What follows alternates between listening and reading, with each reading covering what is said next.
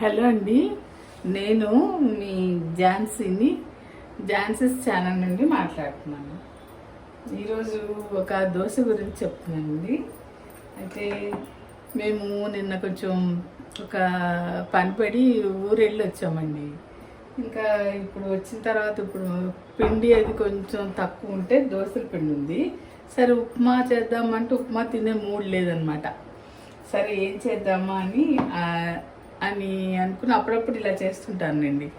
దోశల పిండి కొంచెం ఉన్నప్పుడు సరిపడా లేనప్పుడు అనమాట, దాంట్లో కొంచెం మనకు సరిపడా నేనైతే ఒక రెండు మూడు దోశలు సరిపడా దోశల పిండి ఉంటే దాంట్లో ఒక అర గ్లాసు గోధుమ పిండి కలిపాను.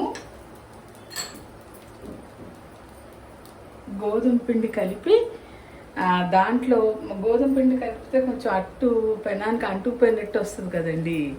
అందుకని దాంట్లో ఒక 2 స్పూన్లు బొంబాయి రవ్వ కలిపాను. బొంబాయి రవ్వ కలిపి ఒక 5 నిమిషాలు కలిపేసి ఉప్పేసి అలా ఉంచామనుకోండి, అది చక్కగా నానిపోయినట్టు అయిపోయి మనకి దోశ వేసినా అంటుకోకుండా వస్తుంది అనమాట. ఉట్టి గోధుమ పిండి కలిపితే కొంచెం అంటుకుపోయి ఒకలాంటి మెత్తగా అయిపోతుంది.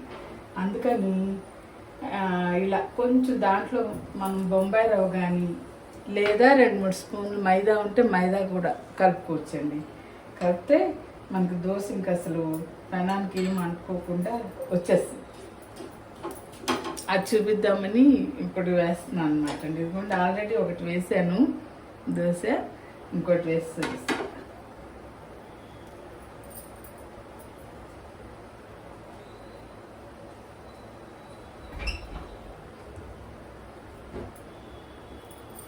అయితే దాంట్లో కొంచెం ఉల్లిపాయ, పచ్చిమిరపకాయలు, జీలకర్ర కలిపి వేసుకుంటే బాగుంటుందండి. ఇట్లా దోశ మీద టేస్ట్ ఇంకా బాగుంటుంది. మామూలుగా కూడా బాగుంటుంది. కొంచెం మనం దోశల పిండిలో కలపడం కదా, ఆ పులుపు కలిసి టేస్ట్ బాగుంటుంది అన్నమాట.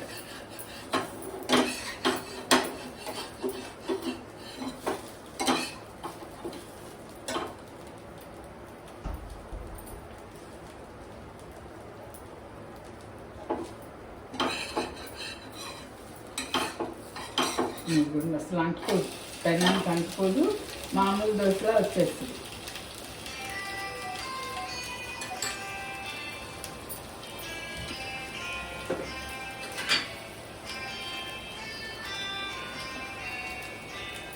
ఇలా పలచగా వేసుకోవచ్చు, లేదు కొంచెం మెత్తగా ఇట్లా మన ఊతప్పంలా కావాలంటే అలా కూడా వేసుకోవచ్చు అండి. మధ్యలోనే ఒక గరిటె వేసేసి ఉల్లిపాయ, పచ్చిమిరపకాయలు, జీలకర్ర వేసేసి పెడితే అవి ఇంకా మెత్తగా వస్తాయి అన్నమాట. బాగుంటాయి కూడా.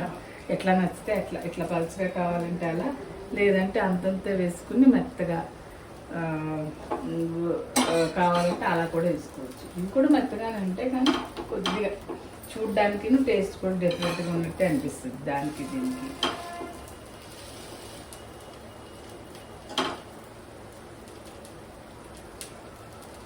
దీనికి మామూలుగా శనగ పచ్చడి ఉండాలని ఏం లేదండి. ఏదైనా మన ఇంట్లో ఉండే టమాటా పచ్చడి, ఆవకాయ అలాంటి దాంట్లో కూడా టేస్టీగానే అనిపిస్తుంది.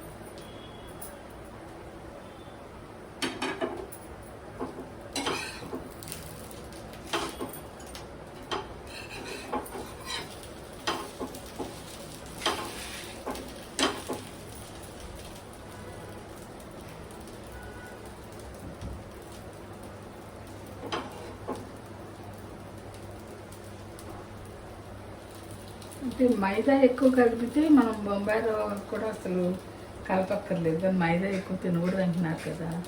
అందుకని మైదా వేయకుండా కొంచెం ఒక 2 స్పూన్లు బొంబాయి రవ్వ వేస్తే చాలండి. ఉప్మా రవ్వ అంటాం కదా అది.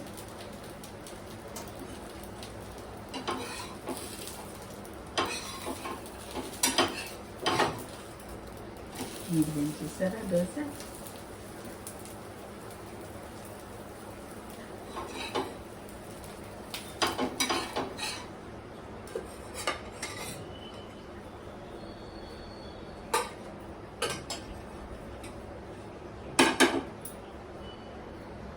కొంచెం 2 చుక్కలు ముందు ఆయిల్ వేస్తున్నానండి. అవి వేగిపోయినా వచ్చేస్తుంది. సరే అనుకోకుండా ఉంటుందని.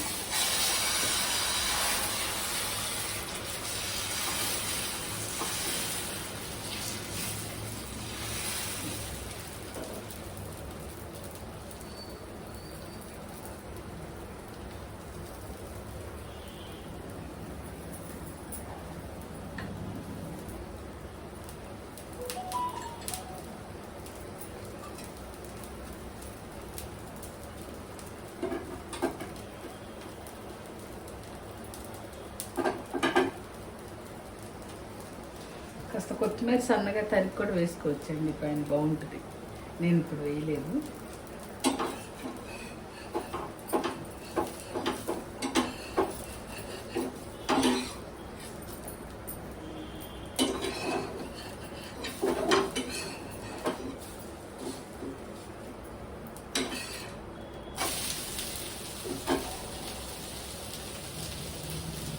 ఇంకా 2-3 చుక్కలేనండి, ఎక్కువ వేయట్లేదు. ఆయిల్ ఎక్కువ తినకూడదు అంటున్నారు కదా.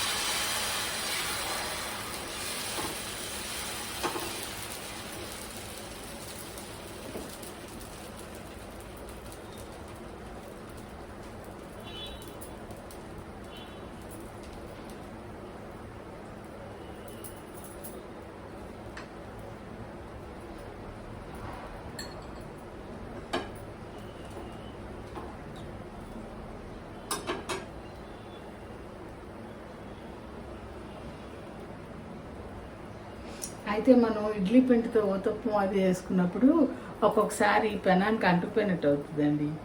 గట్టిగా లాగాల్సి, ఇట్లా గట్టిగా అట్లకాడతో తీయాల్సి వస్తుంది. అలా కాకుండా ఉండాలంటే ఏం చేయాలంటే, ముందు కొంచెం ఆయిల్ వేసి ఇడ్లీ పిండి వేసేస్తాం కదా, అట్టులాగా వేసేసినప్పుడు మన నాన్ స్టిక్ పాన్లకు ఉండే గ్లాస్ లిడ్ కానీ అవి లేకపోతే మనకి రైస్ కుక్కర్లు అందరిళ్ళల్లో ఉంటున్నాయి కదా ఇట్లాంటివి, ఇది కానీ ఇలా మూత పెట్టేస్తామనుకోండి, మూత పెట్టి అలా కొంచెం సేపు ఉంచి తీస్తే చక్కగా అడుగుని వేగిపోయి అటు మనం తీయడానికి సులువుగా వచ్చేస్తుంది. ఎప్పుడైనా పెనానికి అంటుకుపోయి రావట్లేదు అనుకున్నప్పుడు ఇలా కూడా ట్రై చేయొచ్చు. లేదు మనకి ఇడ్లీ పిండి అట్టు క్రిస్పీగా రావాలన్నా కూడా ఇలా మూత పెట్టాలి. ఇలా మూత పెట్టి ఇలా తీసి 1 నిమిషం ఉంచి అట్టు తిరిగేసేయాలి. అట్టు తిరిగేసినాక మళ్ళీ ఈ లిడ్ పెట్టకూడదండి. ఊతప్పం తిరిగేసినాక మళ్ళీ ఈ లిడ్ పెట్టకూడదు, ఒకవైపే పెట్టాలి ఫస్ట్ వేసినప్పుడే. రెండో వైపు పెడితే మళ్ళీ కొంచెం మెత్తగా అయిపోయినట్టు అవుతుంది అనమాట, ఆ క్రిస్పీనెస్ తగ్గిపోతుంది.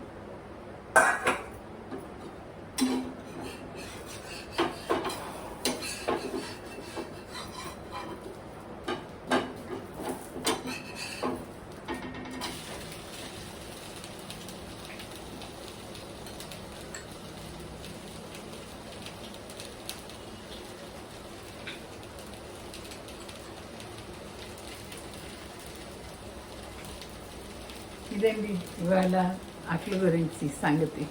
ఓకే అండి, ఉంటా.